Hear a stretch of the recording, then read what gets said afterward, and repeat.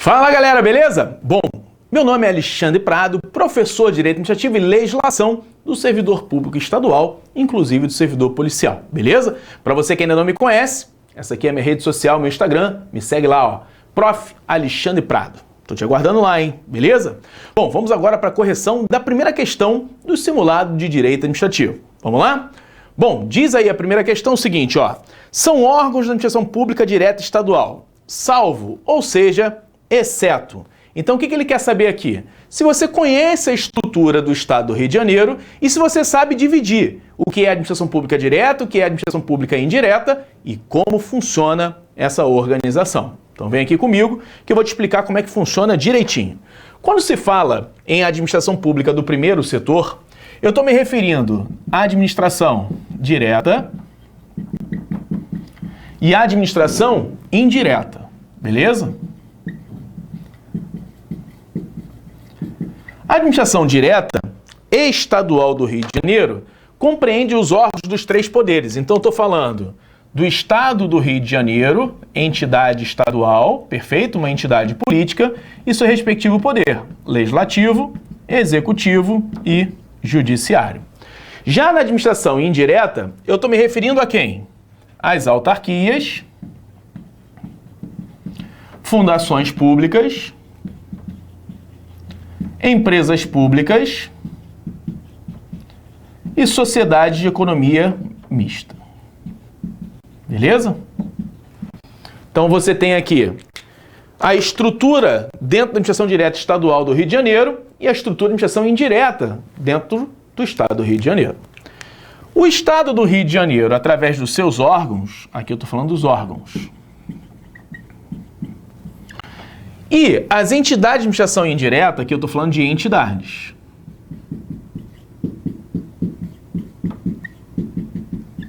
Compreende a estrutura do primeiro setor da administração pública. Então, quando ele bota aí, ó, dentre as opções nós temos CEPOL, Secretaria de Polícia Civil. Então, quando ele bota CEPOL, ele está falando aqui, ó, Secretaria de Polícia Civil é um órgão do Poder Executivo. Quando ele fala PGE, também é um órgão do Poder Executivo. Então nós temos aí a primeira opção como Secretaria de Polícia Civil, a terceira opção, letra C, PGE, a quarta opção tem DEGASE, todo mundo está aqui, ó, dentro do Poder Executivo. E ele coloca aí o Tribunal de Justiça, que é o TJ, do Poder Judiciário. Então o TJ é um órgão da estrutura do Poder Judiciário. Os outros três aí são estruturas do Poder Executivo e sobrou quem? O DETRAN. O DETRAN está na categoria autarquias. Então, desses órgãos que estão aí, quem não compreende a estrutura da administração direta estadual? O DETRAN. Porque o DETRAN é uma autarquia integrante da administração indireta do Estado do Rio de Janeiro e não pertence à estrutura de administração direta estadual. Então, na opção que nós temos aí, a melhor resposta, naturalmente, é letra B de bola, DETRAN, porque é a única possível, tendo em vista que os demais são órgãos da administração direta.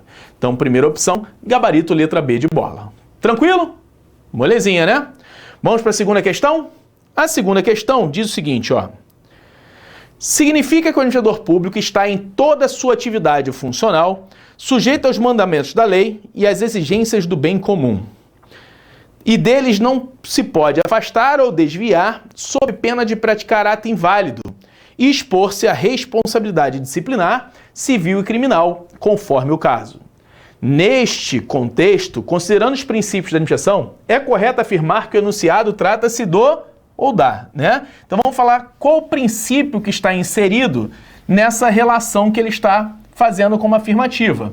Qual o princípio que determina que o agente público tem que cumprir o que está sendo determinado pela lei, ou seja, os mandamentos legais, e ele não pode fugir do interesse público? Qual é o princípio? Naturalmente é o princípio da legalidade. Onde você não ficaria com dúvida nenhuma é na segunda parte, quando ele diz o seguinte, ó. Sob pena de praticar ato inválido e expor-se à responsabilidade. Ou seja, se eu praticar um ato inválido, significa dizer que esse ato é ilegal. Se ele é ilegal, ele se submete ao controle de ilegalidade. Então, qual o princípio que determina que eu tenho que praticar um ato legal, portanto válido, aos mandamentos da lei? Princípio da legalidade. Então, você vai relacionar o seguinte: o princípio da legalidade, que é um princípio só, né? Você não tem vários princípios, você tem um princípio só da legalidade. O que muda é o aspecto de análise desse princípio, né? Eu tenho a legalidade no sentido amplo, que é o que você conhece lá no artigo 5º da Constituição Federal.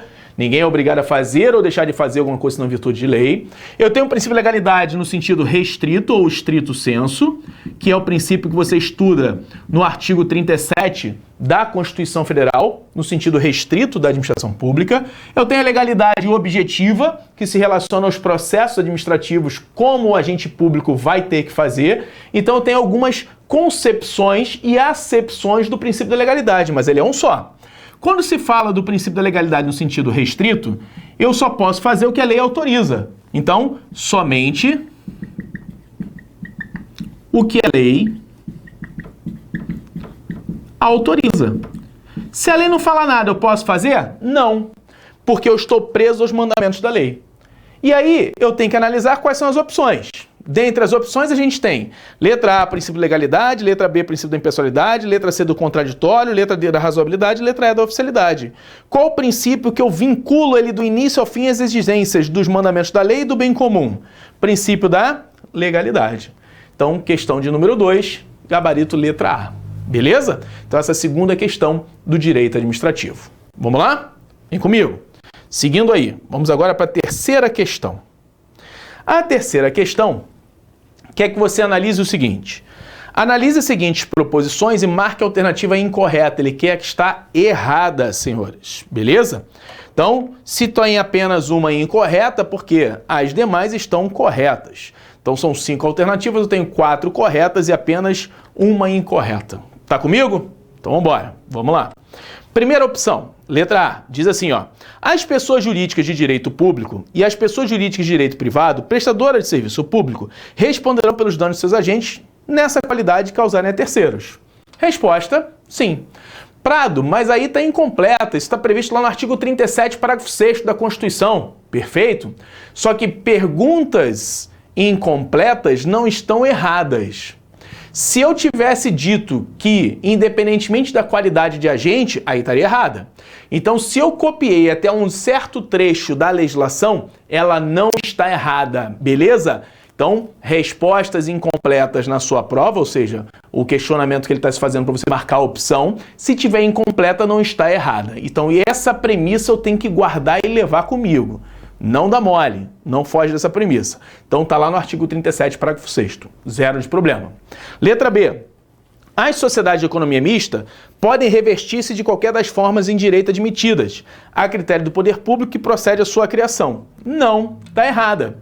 Quem é a entidade da administração indireta que pode ter qualquer forma, né, admitida em direito? É a empresa pública. Por quê? A sociedade de economia mista, ela é sempre SA. Ela é sempre uma sociedade anônima, necessariamente. Então, uma das características que vai distinguir a empresa pública da sociedade de economia mista é justamente o fato da empresa pública admitir qualquer formação societária,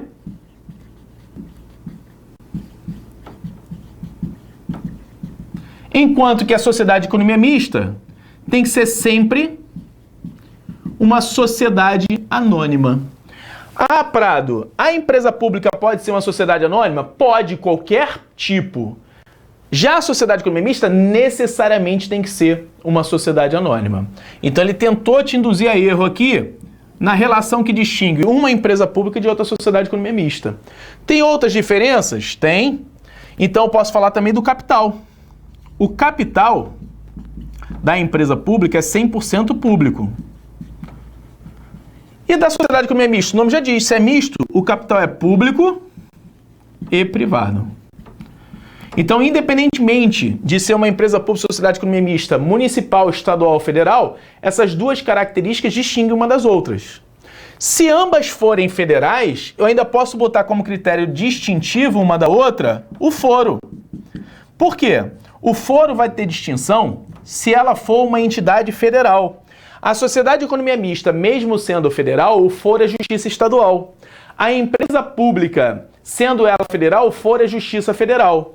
Então, lá no artigo 109 da Constituição Federal, no inciso 1, você consegue fazer essa distinção, mas só se elas forem federais. Se eu tiver uma empresa pública estadual e uma sociedade de economia mista estadual, ambas são jurisdicionadas pela justiça estadual. Beleza? Então, a opção B está incorreta, porque a sociedade de economia mista deve se revestir sob a forma de sociedade anônima. Então, não é qualquer forma admitida. Então, essa já é a resposta. Letra C.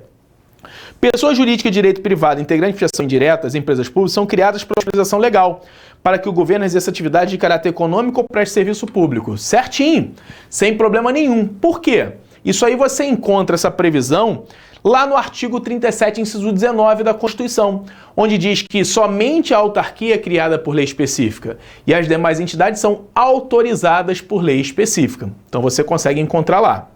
Na letra D, diz assim: as autarquias são pessoas jurídicas de direito público integrante de prestação indireta, tais como INSS, Instituto Nacional de Seguridade Social, Banco Central do Brasil e Comissão de Valores Imobiliários. Sim, nós temos aí exemplos de autarquias, né? Nós temos aí a autarquia INSS, a autarquia Banco Central, que é o Bacen, e a autarquia CVM. Todas elas são pessoas jurídicas de direito público. Zero de problema, tá certinha a questão. E letra E diz assim, ó: sociedade de economia mista é entidade dotada de personalidade jurídica de direito privado, autorizada por lei para a exploração de atividade econômica sob a forma de sociedade anônima. Perfeito. Se você tivesse atenção e lesse até o final, você ia verificar que essa letra E já corrige a letra B. Portanto, a opção que está incorreta aí é a letra B. Então, o gabarito da terceira questão de direito administrativo, letra B de bola. Tranquilo, galera? Até aí todo mundo junto? Beleza. Vamos para a próxima questão de direito administrativo. A próxima questão fala do seguinte: nessa categoria de ato administrativo, a liberdade do administrador ela é mínima, pois terá que se ater à enumeração minuciosa do direito positivo para a realização do ato eficazmente. Nesse contexto, assinale a alternativa que corresponde a um ato acima descrito. Essa questão ela tem um pouco de maldade, porque quem decora dança. Por que quem decora dança? Olha só o que eles fazem aí, né? Eles brincam com uma expressão bem famosa e conhecida, chamada liberdade de escolha. Quando eu uso a expressão liberdade de escolha, se você decorou, você vai direto para ato discricionário e vai dançar. Então existe o seguinte, ó: liberdade de escolha. Há autores que afirmam o seguinte: não existe ato administrativo vinculado e ato administrativo discricionário. Eles defendem a tese que todos os atos são vinculados à lei, tá? Então todos os atos são vinculados à lei. Quando eu digo que todos os atos são vinculados à lei, o que acontece? Quando esse ato tem menos liberdade de escolha, menor liberdade de escolha, ele é um ato vinculado. Quando ele tem uma maior liberdade de escolha, ele é um ato discricionário. E não é que os caras têm razão? Olha por quê. O que distingue um ato vinculado de um ato discricionário? É bem simples. O ato vinculado é aquele que tem todos os seus requisitos determinados pela lei. Então tem a competência, finalidade, forma, motivo e objeto. Aquilo que você decorou como COFIFOMOB, não é isso? Decorou bonitinho, né? E o ato discricionário?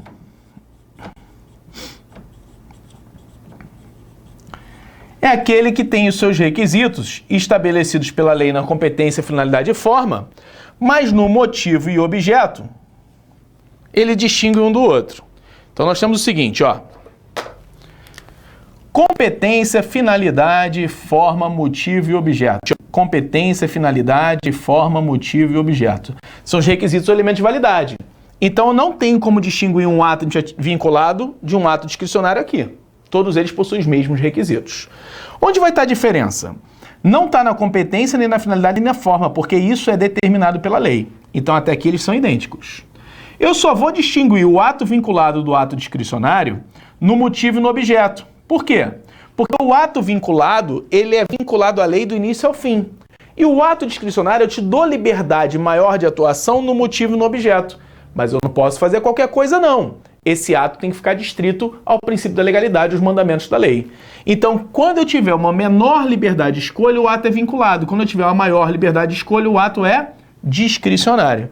Foi essa pegadinha que ele fez e ele queria que você marcasse ato discricionário, porque ele usou a expressão o quê? Liberdade de ação do administrador.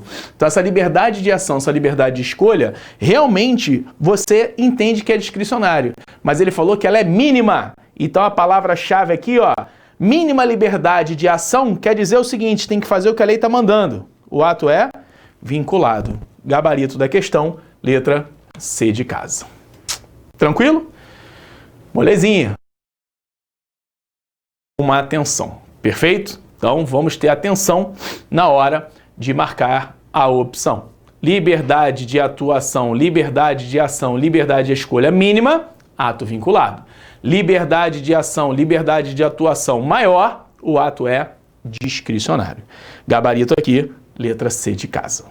Próxima questão, questão de número 5, fala sobre o uso e abuso do poder. Vamos lá? Acerca dos poderes e deveres do administrador público, assinale a alternativa incorreta, ou seja, que está errada.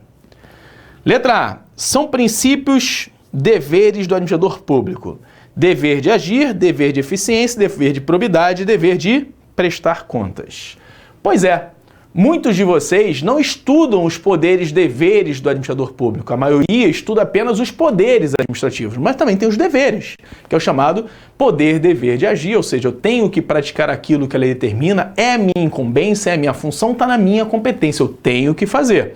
Eu tenho aí o dever de eficiência. Dever de eficiência quer dizer que eu tenho que atingir os melhores resultados da melhor forma possível, fazer mais com menos, né? Afinal de contas, tem que ter a eficácia, eu tenho que ser eficiente na prestação do serviço. Poder dever de probidade, que tem que estar de acordo com o princípio da moralidade e as regras de ser probo. E o dever de prestar contas, que afinal de contas eu estou administrando o que é público, então tem que prestar contas daquilo que está sendo feito. Então a letra A está irretocável, são todos deveres realmente do administrador público. A letra B, bota assim: não existe abuso de poder por omissão, sendo este obrigatoriamente comissivo. Aí ele deu mole. Por quê? O abuso de poder, ele funciona da seguinte forma, né? Eu tenho o poder da administração pública e utilizo esse poder dentro dos limites da razoabilidade e proporcionalidade.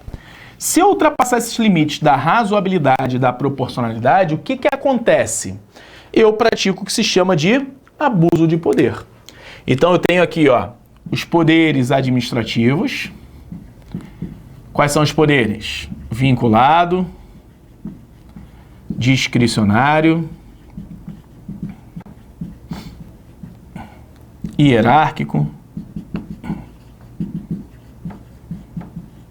disciplinar, regulamentar ou normativo e o poder de polícia. Perfeito? Todos esses poderes aqui devem ser usados com o quê? Razoabilidade, proporcionalidade. Se eu ultrapassar esse princípio aqui da proporcionalidade,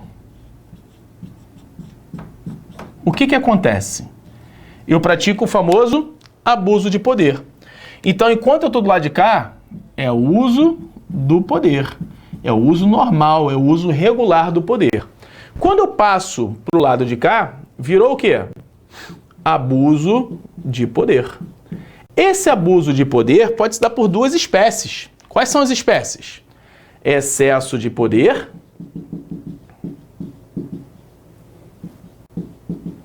e desvio de poder. Quando eu uso essas duas espécies do abuso de poder, eu estou relacionando o seguinte, ó. Se me faltar competência, é excesso de poder. Se eu desviar a finalidade, é desvio de poder. Então, eu tenho que começar a relacionar o excesso de poder à falta de competência para a prática. O desvio de finalidade, eu tenho competência, mas não atingi o interesse público. Então, o desvio de poder relaciona-se com a falta de finalidade e o excesso de poder relaciona-se com a falta de competência. Beleza? Então, quando eu pratico esse ato administrativo através dos poderes que ultrapassa o limite da razoabilidade e proporcionalidade, eu pratico o que se chama de abuso de poder, que pode se dar por excesso de poder, na ausência de competência, ou desvio de poder, também chamado de desvio de finalidade, quando a finalidade não for atingida. Isso aqui, como regra, realmente são por atos comissivos, ou seja, por ações do agente público, né? Então, a regra é que realmente o ato é comissivo. Só que pode acontecer de eu praticar o abuso de poder por ato omissivo. Só que não é omissivo genérico, é omissivo específico. Por exemplo, quando a lei determina que eu tenho que tomar alguma atitude em um prazo certo e eu não faço, eu fui omisso e pratiquei o meu abuso de poder. Ou quando a lei não dá o prazo correto, mas eu não tomo aquela medida em um prazo razoável. Então são as duas possibilidades que, quando eu estou no omissivo específico, posso incorrer. Então, o abuso de poder, como regra, ocorre na modalidade comissiva, mas admite também a modalidade omissiva, desde que seja omissão específica e não uma omissão genérica. Ou seja, eu tinha que atuar e deixei de atuar. Eu me omiti, então eu descumpri o meu dever. Portanto, é um abuso de poder por ato omissivo. Por isso que o gabarito na letra B está incorreto, porque pode sim ocorrer abuso por omissão, desde que essa omissão seja específica. A letra C diz que o abuso de autoridade se reparte em duas espécies: o excesso de poder e o desvio de finalidade. E aí cabe aqui a gente fazer uma correção. Isso foi uma questão de prova, só para vocês ficarem ligados que as bancas às vezes dão mole, e essa aqui deu. Não é abuso de autoridade, é abuso de poder. O abuso de autoridade incorre em crime, tá? Então, o abuso da autoridade, então não é de autoridade, o abuso da autoridade, ou seja, quem é a autoridade? Pela lei de processo administrativo, a autoridade é todo servidor público com poder de decisão. Então, se eu sou um servidor público que tem poder de decisão, eu sou autoridade. Então, quando que eu abuso da minha autoridade praticando o abuso de poder? No momento em que eu pratico excesso de desvio. Então, aqui a resposta está mal elaborada, mas não está errada, né? Eu tenho um abuso de poder em duas espécies, o excesso e o desvio. Ah, por que eles fazem isso, Prado? Para tentar te induzir a erro. Qual que está mais errada? Letra B. Então fica atento e por isso, propositadamente, eu coloquei essa questão aqui. Letra D de dado. A inércia da administração retardando o ato ou fato que deva praticar pode ensejar correção judicial e indenização prejudicado. Pode. Inclusive, você fere o princípio ético do servidor público, tá? Deixar pessoas esperando sem justificativa, ou seja, você retarda de propósito isso, incorre em dano moral ao usuário do serviço. Para quem não sabe, está no Código de Ética. E letra E, os poderes administrativos são instrumentos utilizados pelos agentes em busca da finalidade pública. Perfeito, né? Então tem os poderes administrativos, que eles são instrumentos para que o agente público, se utilizando de cada um deles, dentro da proporcionalidade, busque o interesse público. Se ele não buscar o interesse público, ele pratica desvio de finalidade. Se ele não tiver competência, mesmo buscando interesse público, pratica excesso de poder.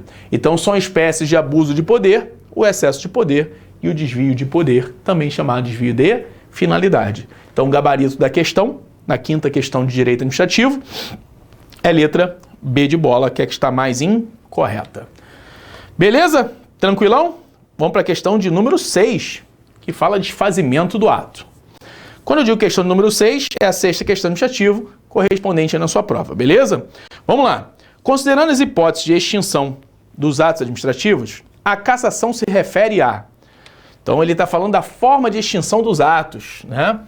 Eu posso ter formas de extinção subjetiva, objetiva, questão de forma de extinção natural. Só que aqui a gente está falando forma de extinção por vontade da administração pública. Então a administração pública pode revogar o ato, pode anular, pode cassar, pode declarar a caducidade de um ato administrativo, e pode também fazer a contraposição do ato. Então, das formas de extinção que mais caem em prova, e essa aí é uma delas, nós temos aqui a revogação, anulação, cassação, contraposição e caducidade. Beleza? Aqui ele está falando de cassação. Bom, a revogação por motivo de conveniência e oportunidade. Então, todo ato legal, porém inconveniente e inoportuno, pode ser revogado. A anulação fala por motivo de ilegalidade na formação do ato. A cassação fala do motivo de ilegalidade na execução do ato, ou seja, ele nasce legal, porém torna-se ilegal posteriormente. Então aqui acontece a cassação. Cuidado que tanto a anulação quanto a cassação envolvem problemas de legalidade, beleza? Só que aqui ocorre na formação o problema e aqui ocorre na execução. Então essa é a diferença, hein? A contraposição, também chamada de derrubada, ela fala o seguinte, ó, atos administrativos praticados com efeitos opostos, eles se contrapõem. Então, o segundo prevalece sobre o primeiro. Exemplo clássico, nomeação, forma de provimento. Exoneração, forma de vacância. Então, a exoneração extingue a nomeação. Então, nós temos essa distinção aí. E a caducidade ocorre pelo surgimento de uma nova lei que torna aquele ato administrativo ineficaz, ou seja, ele não tem substrato. Então, ele perde a essência dele, também chamada de caducidade. Então, nós temos aí previsões de extinção do ato. Vamos analisar agora as opções que eles estão dando aí. Primeira opção diz o seguinte, ó. O desfazimento do ato válido, né? Ao desfazimento de ato válido em que o destinatário do ato deixe de observar as condições fixadas pelo Estado que desfrute da situação jurídica, denomina-se cassação. Ou seja, ele nasce legal, porém na execução se torna ilegal. Ele nasce legal, exemplo, eu tenho uma autorização para construir. E aí eu construo tudo em desacordo com o que foi apresentado. Então a licença para construir é legal, só que na hora de executar a obra foi ilegal. Aí eles vão cassar a minha licença para construir. Então é um exemplo clássico de cassação. Perfeito? Igual a aposentadoria. Se eu vou me aposentar e depois eu descubro que você praticou um ato infracional, o que acontece com a aposentadoria? Eu casso a aposentadoria. Então, a cassação, além de ser um problema de legalidade na execução, é tida como punição. Então, qual é a forma de extinção do ato que é tida como punição? Cassação. Nunca vi perguntarem. Vai que pergunta na sua prova. Beleza? Tomara. Vamos lá. Letra B. Então, essa já é a resposta, né? Que é o conceito. Mas vamos ver a letra B. Ao desfazimento do ato ilegal devidamente motivado. Pessoal, ato ilegal devidamente motivado é anulação. Porque o ato já nasce ilegal. Então, ele tem que ser anulado. Então, a letra B é o conceito de anulação. Letra C. Ao ato administrativo que exonera um servidor público derrubando o ato administrativo que o nomeou. Ele já te dá o nome, ó. É o outro nome de quem? Da contraposição. Contraposição ou derrubada. É esse conceito que está aí. Beleza? Letra D. A edição de norma jurídica superveniente à edição do ato administrativo, impedindo a continuidade de seus efeitos. Como é que é o nome? Caducidade, surgimento de nova lei não permitindo a manutenção daquele ato administrativo existente. E letra E, análise do mérito administrativo quanto ao seu uso proporcional por motivos de legalidade. Eu estou falando também de anulação. Aí ele fala assim, ó, analisou o mérito, ou seja, conveniência, oportunidade desproporcional. Ato desproporcional é ato ilegal. Se ele é ilegal, ele tem que ser anulado. Então seria objeto de anulação. Então, a única resposta possível aí é a letra A. A letra A é a resposta, é o gabarito que se chama cassação. Questão de número 7. Vamos lá? Letra E está lá embaixo. Diz assim, ó. Acerca do controle judicial dos atos administrativos, é incorreto afirmar que ele quer a errada. Letra A. Para que os atos normativos sejam objeto de controle abstrato de constitucionalidade, eles devem ser de natureza primária, isto é, de algum modo devem inovar no ordenamento. Bom, tá certinho, né? Para ele sofrer o controle abstrato, por se tratar de um ato normativo, tem que ter a natureza primária, ou seja, de norma, que está inovando, está ordenando ali. Letra B. Admite-se apreciação judicial sobre legalidade da discricionalidade dos limites da opção do agente. Sim, é aquilo que nós falamos da questão anterior. Se eu extrapolo os limites de legalidade, o ato pode ser controlado. Tá certinho também. Letra C. Os atos administrativos vinculados são passíveis de controle pelo poder público. São tanto os vinculados quanto os discricionários. Se há problema de legalidade, pela jurisdição una, ou seja, o sistema inglês adotado no Brasil, admite controle judicial. Letra D. Os atos administrativos discricionários submetem-se apenas ao poder hierárquico da administração pública. Não. O ato administrativo discricionário, ele submete-se ao controle hierárquico da administração, inclusive o controle administrativo, podendo ocorrer a ilegalidade. Por quê? O controle de legalidade, ou seja, de anulação, é tanto sobre ato vinculado quanto o ato discricionário. O controle sobre o ato de conveniência e oportunidade, aí sim incide a revogação. Então, o controle administrativo de conveniência e oportunidade é privativo da administração. O controle de legalidade do ato vinculado e do ato discricionário pode ser feito pela administração e pelo Poder Judiciário. Então, por isso que a letra D está errada. E é a resposta. E a letra E diz que o controle judicial, como regra, é feito a posteriori, tendo em vista tratar-se de um controle correcional. Tá certinho. Regra geral, você tem que praticar ilegalidade para o judiciário consertar. Ah, mas é somente... Não, regra. Excepcionalmente, ele pode ser feito previamente, tá? Controle prévio. Tranquilo? Então, gabarito da questão de número 7, letra D de dado. Show de bola, né? Molezinha. Vamos para a questão de número 8, versando aí sobre serviços públicos, né? Oitava questão administrativa. A concessão é uma forma de prestação de serviço público pelo poder público. Quando você fala que é uma forma de prestação de serviço pelo poder público, está errada. Por quê? O poder público, quando ele presta diretamente o serviço, não é uma concessão, né? Aí ele está prestando diretamente, administração direta. Quando ele delega a atividade para alguém, significa dizer que ele está prestando isso através do segundo setor, particulares com fins lucrativos. Então a delegação pode ser comum, regido como regra pela Lei 8987/95, ou especial, uma parceria público-privada e uma outra legislação especial. Então nós vamos falar da concessão comum. Essa concessão comum, você encontra o conceito lá na Lei 8987, e é justamente uma forma de entrega, né, de delegação em que o particular colabora com o poder público, mediante contrato administrativo ou ato. Se for concessão e permissão, é mediante contrato. Se for autorização, é mediante ato administrativo. Beleza? Vamos analisar as outras opções. Então, a letra A está errada porque quando ele delega esse serviço, quando ele concede a alguém, é prestado pelo particular e não mais pelo poder público. Letra B. A concessão é um acordo de vontades, perfeito, porque é um contrato, entre a administração pública e um particular, por meio do qual a primeira, ou seja, a administração pública, transfere para o segundo particular a execução de um determinado serviço, para que este particular o exerça em nome próprio, por sua conta e risco, mediante tarifa paga pelo usuário. Perfeito o conceito. Então, a letra B tem um excelente conceito aí de concessão e a resposta certa. Por que não pode ser a letra C? A concessão é um acordo de vontade de administração pública e um particular, por meio do qual a primeira transfere para o segundo a execução do serviço público, para que este exerça sob o risco da primeira. Não. Quando o poder público tem o risco, isso aí não é delegação, né? Lembra do conceito de agentes públicos? Os agentes públicos podem ser delegados ou credenciados. Os delegados agem em nome próprio. Os credenciados agem em nome do Estado. Então ele confundiu você com a delegação de serviço público com o conceito de agente público credenciado. Está errado o item. Letra D. A concessão e a permissão do serviço público são formas de descentralização administrativa? Sim. Que possuem as mesmas características. Aí errou. Distinguindo-se que a primeira formaliza mediante contrato e a segunda não. Tanto a concessão quanto a permissão de serviço público formalizam-se por contrato. Então está errado. E letra E diz que todas estão incorretas? Não, porque a letra B está correta e é a resposta. Molezinha, né? Até aqui foi super tranquilo. Próxima questão é uma questão que exige do candidato conhecimento sobre o Estatuto do Servidor Estadual, que fala sobre o seguinte tema.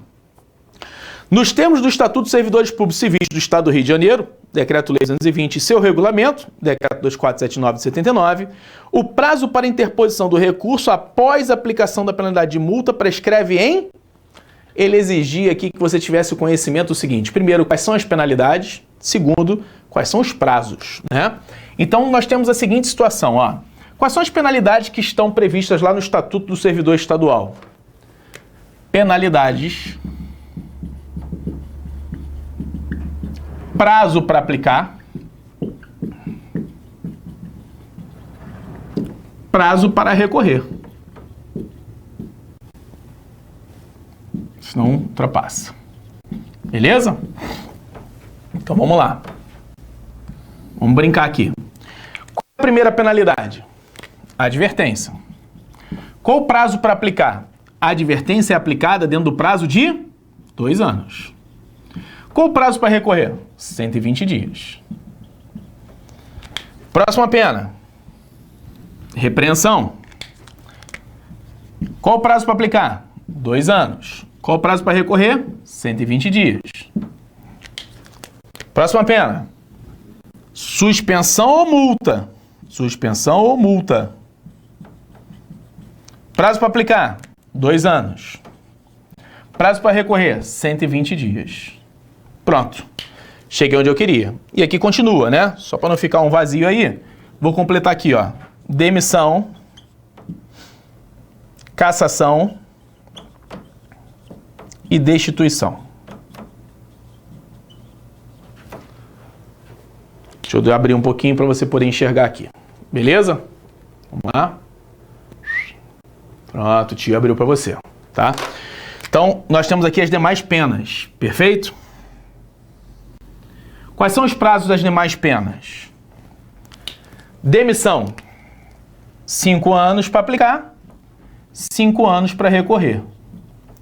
Cassação, 5 anos para aplicar, 5 anos para recorrer. Destituição, 5 anos para aplicar, 120 dias para recorrer. Tá? Se eu não aplicar nesse prazo, não recorrer nesse, o que acontece? Prescrição. Então, ambos os prazos aqui são prazos prescricionais. Beleza? Vou sair da frente. Printa aí. Eu vou ficar aqui, ó. Printa. Vai. Ah, moleque bom. Então, eu tenho esses prazos aqui. Então, a multa eu tenho 2 para aplicar, mas para recorrer, 120 dias. Que era justamente o que exigia aí a pergunta. Qual era o prazo para interposição de recurso após a aplicação da pena? Resposta, 120 dias. Gabarito aí, B de bola. Tranquilão? Foi? Molezinha, mas exigia da gente esse conhecimento específico aí dos prazos para aplicar e os prazos para recorrer. Beleza? Vamos embora. Vamos para a próxima questão, que é a última questão de direito administrativo, que fala o seguinte. Nos termos do Estatuto dos Servidores Policiais Civis do Estado do Rio de Janeiro, Decreto-Lei 218 e seu regulamento, 3.044, são consideradas faltas leves, exceto. Então ele quer saber qual daí não é a falta leve. Letra A. Usar indevidamente os bens do Estado de terceiro sob sua guarda ou não, é leve. Dar ou ceder insígnia ou carteira funcional. Olha que doideira, filho. Tu dá tua identidade funcional de polícia, é leve. Ingerir bebida alcoólica, é leve. Embriaguez é grave, mas ingerir bebida alcoólica é leve. Toma uma cervejinha no almoço. Dar informações inexatas, alteradas ou desfigurá-las, é leve. Simular doença para esquivar-se do cumprimento do dever, é média. Então, qual delas aí não é leve? Letra E, porque ela é média. As demais são leves. Estão previstos no artigo 14 do Decreto-Lei 218 e lá você tem em conta as faltas leves, médias e graves. Dos incisos 1 ao 12 é leve, do 13 ao 21 é média e do 22 ao 35 são consideradas graves.